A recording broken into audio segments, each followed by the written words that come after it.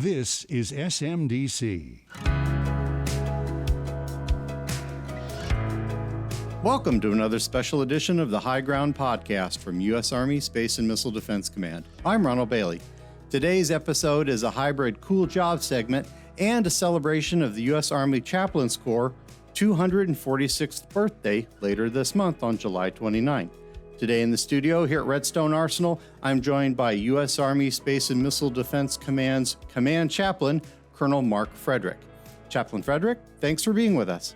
Thank you for allowing me to be here. It is really a pleasure. Sir, could you tell us a little bit about your background and how you became an Army chaplain? When I was about 17 years old, I had two friends, and both of those friends wanted to join the National Guard. And so we talked about us three going into the National Guard in the buddy system. And that is really what I thought I was going to do because I really didn't have any plans in high school. But my mother would not sign for me to go in early. So I've always had really a passion to go into the military. I even went to the National Guard and we had lunch there with my two friends, and they tried to talk to us about becoming a soldier. So during my junior year in high school, my best friend was killed in a car wreck. And it was during that phase of my life that I felt God calling me into the ministry. And so I went to college, finished at a Bible college, and then continued my schooling at Southwestern Baptist Theological Seminary in Fort Worth, Texas. I guess about halfway through my seminary, there was a recruiter, a chaplain recruiter that came to our seminary. And I really didn't talk to him. I just received some information from him about the Army chaplaincy. So I began to think, well, this is a way that I can be a soldier. This is a way that I can go into the military. And so I continued that process of investigating and trying to find out more about the military. And I went to a MEPS center and took a physical. And then I went down to San Antonio. I had a job there in San Antonio. And I went to Fort Sam Houston. And somehow I was able to get into the military, and I was commissioned as a second lieutenant back in 1988. But I always had a desire and a passion for the military, and always wanted to be a soldier. But being a chaplain was a great opportunity to fulfill that passion. So, Chaplain Frederick, how does one become a chaplain? I know there are basic requirements with slight difference between the active and reserve components, including the National Guard, but essentially it requires a basic theological education for your denomination or faith tradition, such as a Master of Divinity degree, sometimes serving in a full-time capacity as a member of a denomination or faith group, kind of a prior service requirement, if you will, an ecclesiastical endorsement from your faith group, and an assortment of more typical administrative requirements that all soldiers face. But what happens after that? Is there a boarding process to be selected?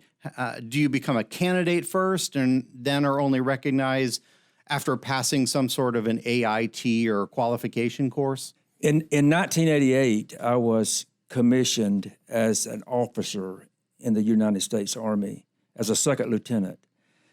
I had not met all the qualifications to become a chaplain, and so I became a chaplain candidate. A chaplain candidate is an individual that is working toward becoming a full-time chaplain. Sometimes it's because they haven't finished their seminary degree. Maybe they haven't been endorsed. Maybe they don't have an endorsing agency or denomination to be able to come into the military. And some in active duty require you to have like 2 years of postgraduate field experience, like in a church or a hospital or a prison. So for me, I became a chaplain candidate during my second year in seminary.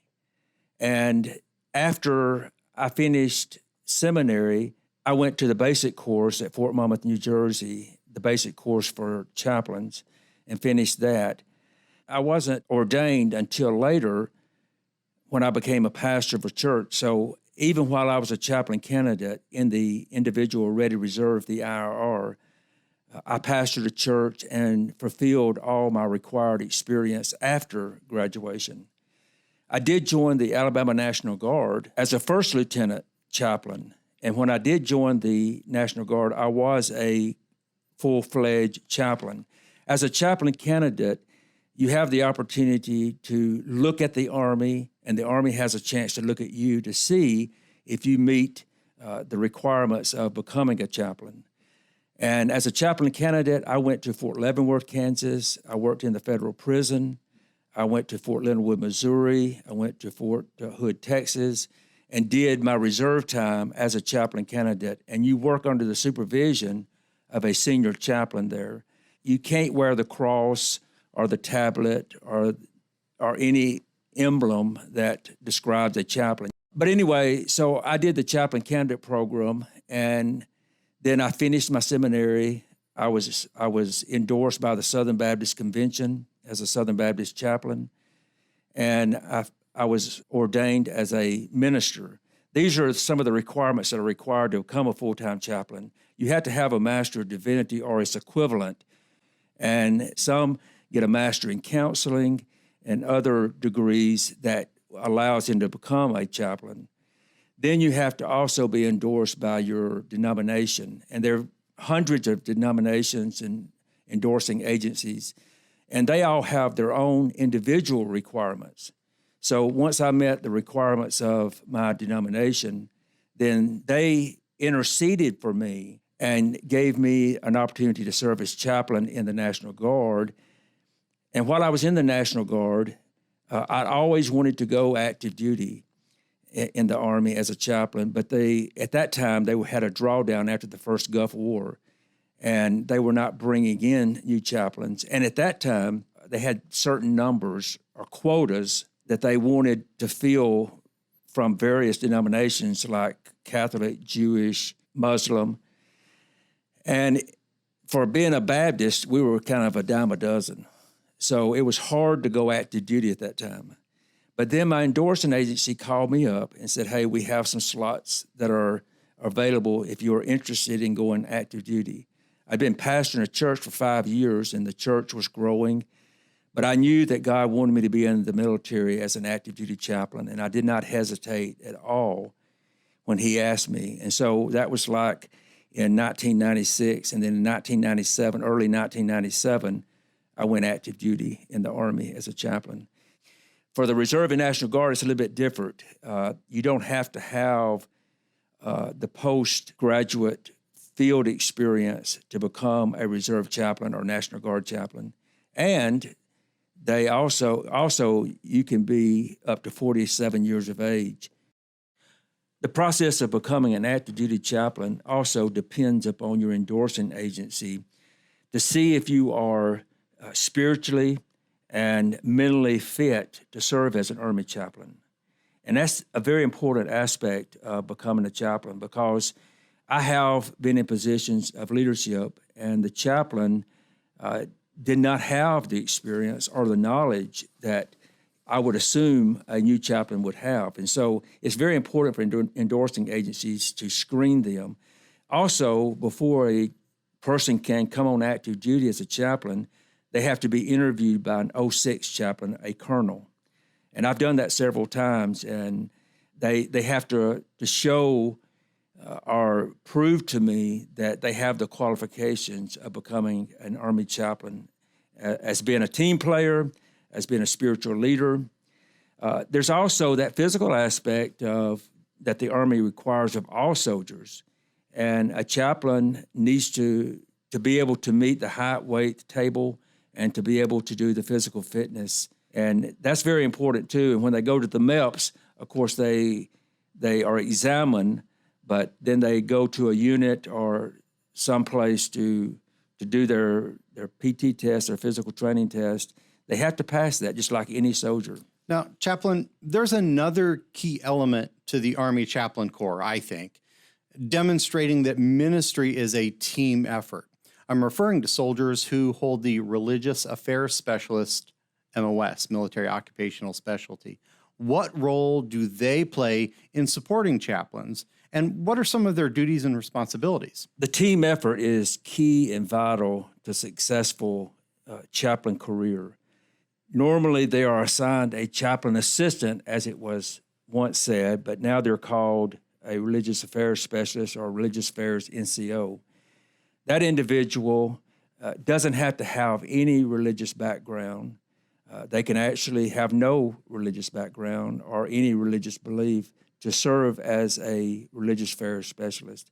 They have to be able to, based on the qualifications, they have to be able to type a certain amount of words per minute. They have to be able to have a driver's license, and they have to be able to bear arms and qualify with their weapon. So they are the soldier of the team in the sense of being a combatant soldier. Now, they do maintain confidentiality just like the chaplain, so that's the good part of this team, this unit ministry team, is that you can rely on your religious affairs specialist to maintain confidentiality in times when they might need to provide pre-counseling for a soldier, and often they will take that soldier and do some of the preliminary work of the counseling session. So it's very important as a team player that we work together because we are a two-person team. And if we are in a combat situation, of course, they are protecting the chaplain, and one of their main responsibilities is either protecting the chaplain or coordinating a team to protect the chaplain as they move across the battlefield. So it's a big responsibility for them. Now, when I was in the National Guard, I had a chaplain assistant that was ordained. And so he would actually perform some of the same duties as a chaplain, but it was under my supervision. It was not required of him, but because he was a minister, he volunteered and wanted to do those things. I've had some great religious affairs specialists that were very talented, whether it's music or other talents that really contributed to our team effort in providing ministry and battlefield circulation for soldiers that we were assigned to. So focusing on our command just a little bit, if I could. SMDC is a global Army Service Component Command, and we have forces and units in 23 locations across 11 different time zones, many of those being forward-based or deployed. As SMDC's command chaplain, that's got to be a challenge. How do you oversee the spiritual and religious administrative needs of a team that is literally scattered across the planet? It's not like you're the 4th ID chaplain and can hop in a car and drive around Fort Carson in an afternoon and visit all your units. That is a very difficult question, and there's really no easy answer. But one of the things about being a chaplain is that we are not only assigned to one unit. In our orders, when I came to SMDC, it also says that I am to provide area coverage, which means that I'm also a chaplain for all of Redstone Arsenal and even the community as a whole. So what I do as a command chaplain here at SMDC is, of course, I have a good relationship with chaplains across the globe. And I know most of those senior chaplains. And if I have soldiers that are in an isolated area, I try to make that chaplain aware of that, hey, we got soldiers in isolated areas, and if you have an opportunity, can you visit them? Can you include them in some of your events, whether it's strong bonds or prayer breakfast? So this is always has worked out, but it's all about building a relationship with these senior chaplains that are across the globe in various countries. Whether it's a brigade chaplain or a battalion chaplain that we have that's assigned to 1st Space Brigade, they have a lot of soldiers in areas, and often they are able to go and travel to these areas and provide various ministries, whether it's a prayer breakfast or strong bonds events, to these soldiers. But I think the key is that you have to look at, for instance, with the 4ID, I have a good relationship with him. And so I'm in constant contact with him. And so when I need something, I don't feel like I've got to reintroduce myself because we already have a relationship. The same thing with Peterson Air Force Base for Building 3.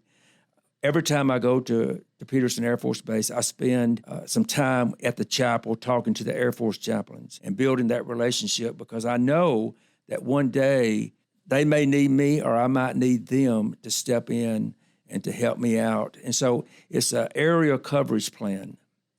And that's kind of how we have to look at it when we can't be in all places. We have to depend on other chaplains to cover down for us. I think most of our listeners and the general public understand, it makes sense, that chaplains provide religious and faith support. I think the chaplains page on Go Army website said something like a chaplain's main responsibility and mission is to provide ministry worldwide in both peace and war so that units can carry out their mission.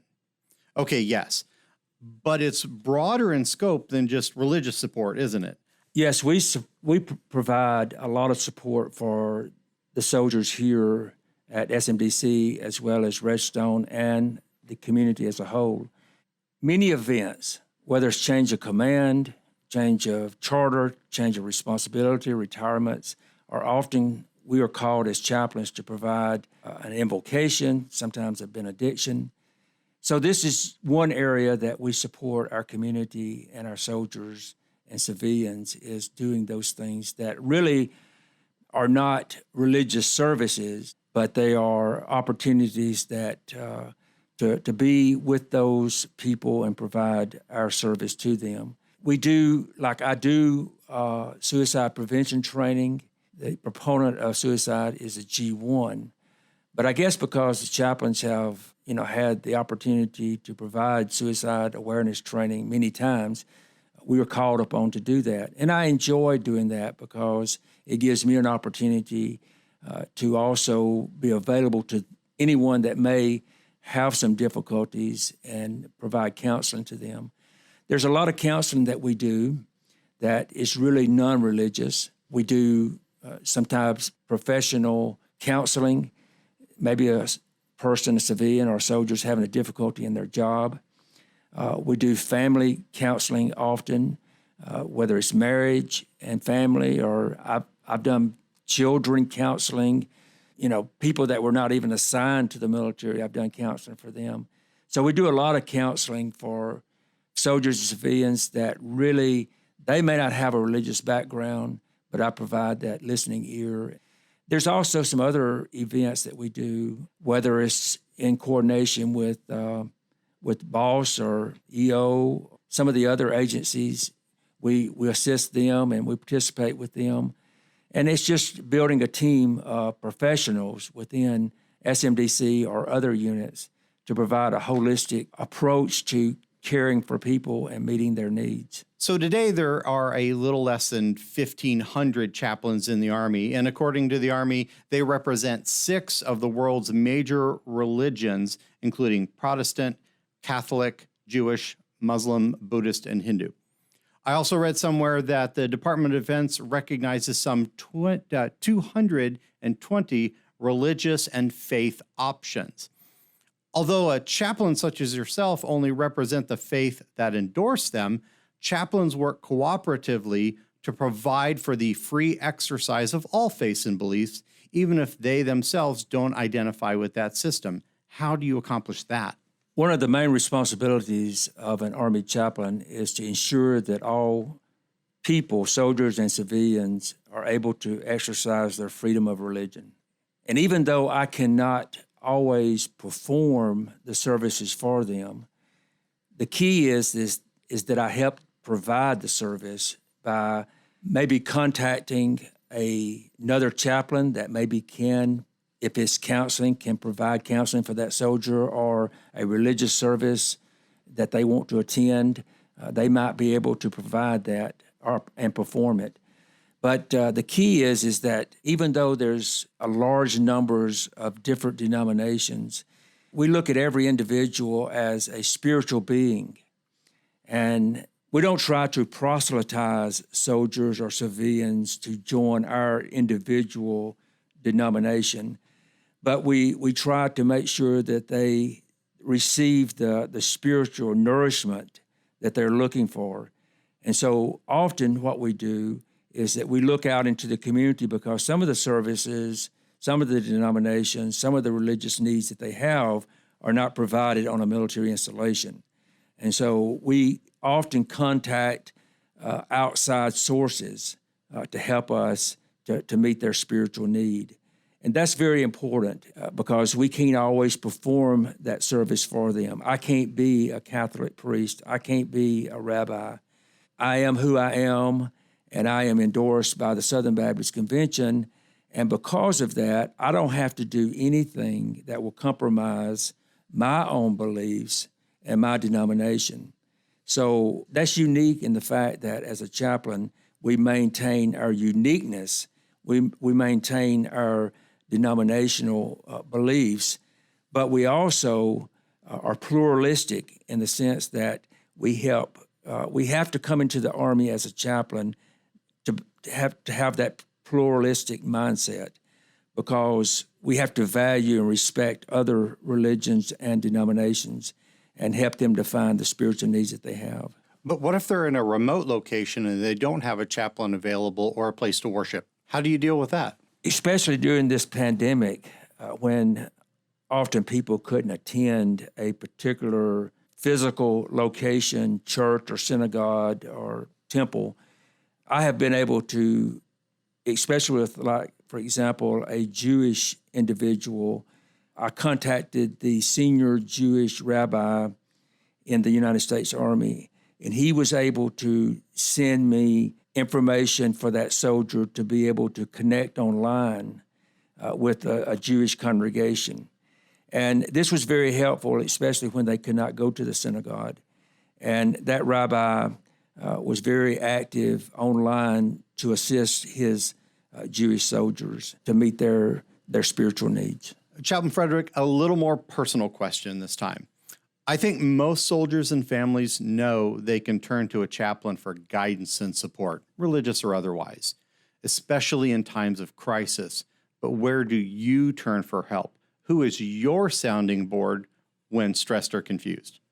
I think it's very important for every person, every soldier, every civilian, to have someone that they can turn to in time of crisis or in time of personal need.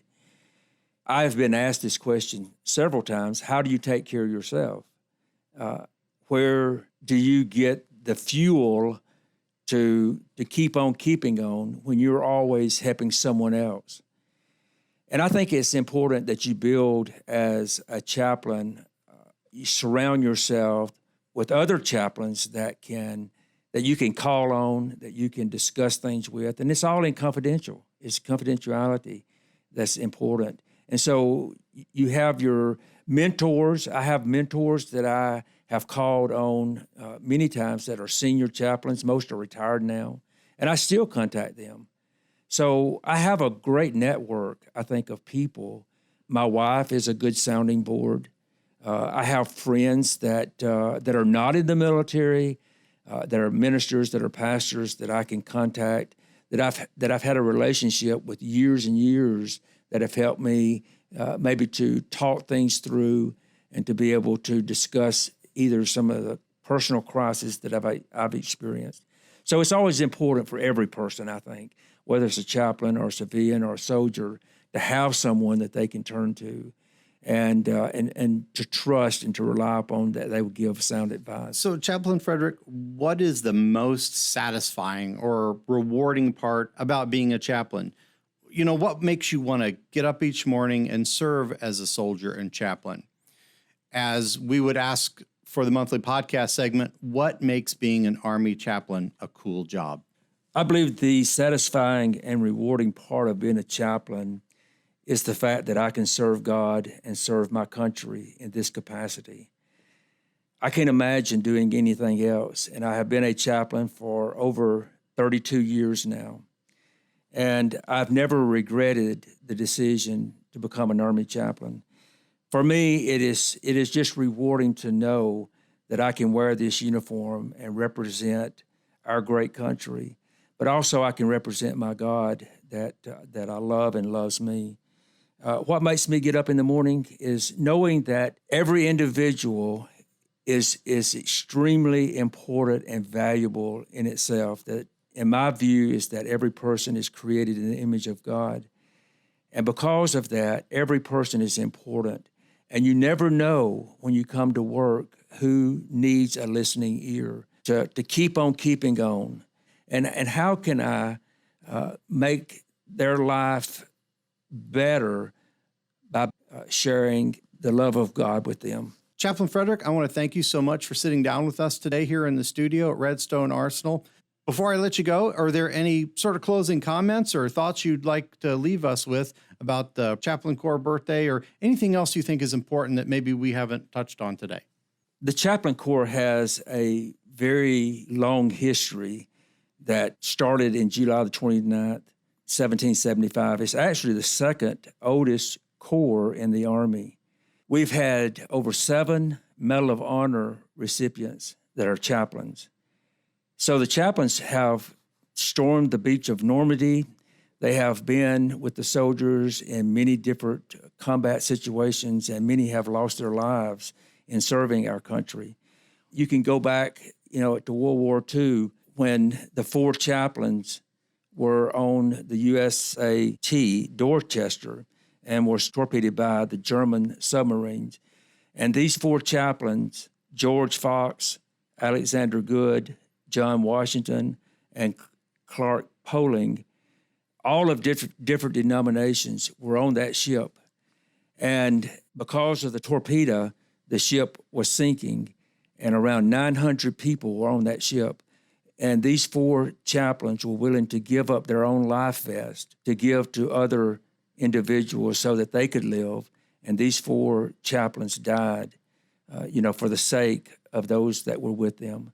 So I think that's kind of the mentality of a chaplain. We are not only a chaplain that represents our faith group, but we're also a staff officer. And so we have leadership responsibilities in the role of a staff officer as well as a chaplain. So a chaplain should be a good leader, not just a minister, but also a staff officer. We don't have command authority. We don't bear arms, but we provide a service that is unique to the Army. And we have been around since George Washington, which I think is very important. So that is our heritage. It comes, again, after 246 years of history of the U.S. chaplaincy. And, we have been in every battle. We have been in every situation where soldiers have put their lives on the line. And so we are really proud of our heritage. We're really proud of our legacy, and we want to continue that as long as possible. This is SMDC.